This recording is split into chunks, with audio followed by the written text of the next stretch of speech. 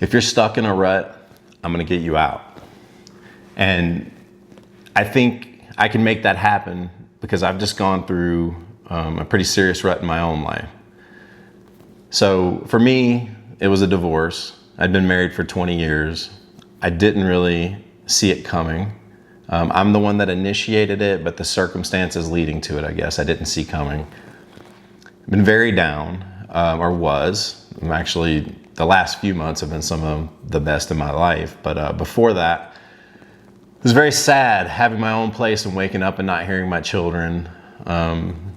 So much of what I had built, I thought I was building for our unified family.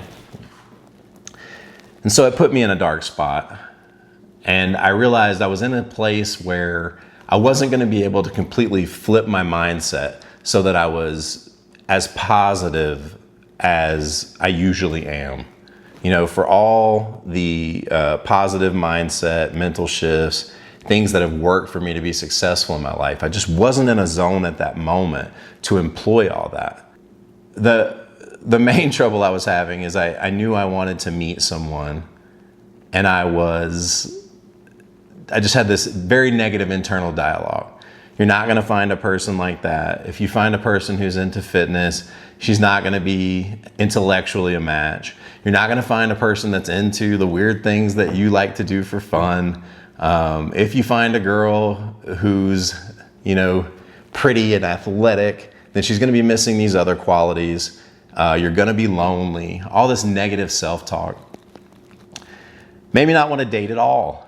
And then I started, it was Woody Allen, of all people, has a quote that started to snap me out of it. The quote goes something like, 80% of success is showing up.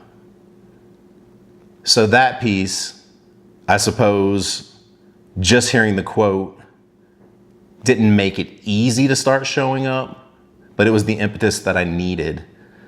And, from there, you just kind of have to put your David Goggins boots on and start showing up. You have to show up for yourself. So for me, I was like, I'm going to go on these dates despite all my negative thoughts about how they're going to turn out.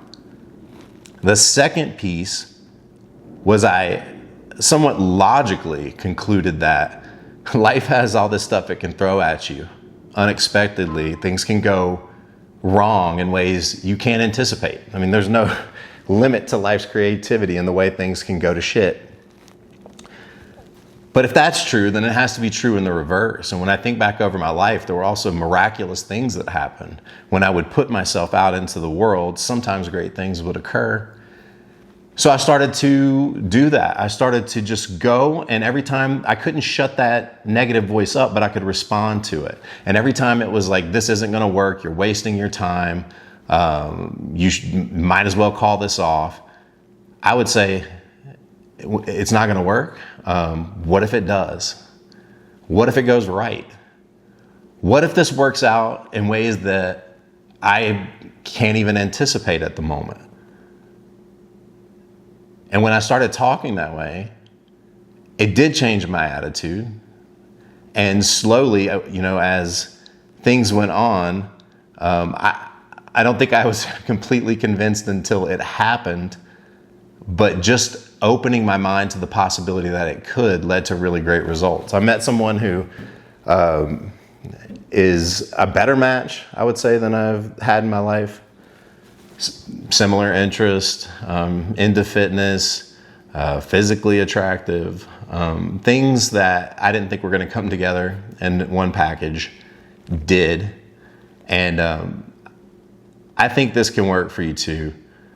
It may not be a perfect solution, but I think it's the kind of practical solution that you need when you're in a very dark spot in your life. I don't think that you can always be open to the most positive forms of motivational speaking or philosophies when you're in the depths of it. But you can show up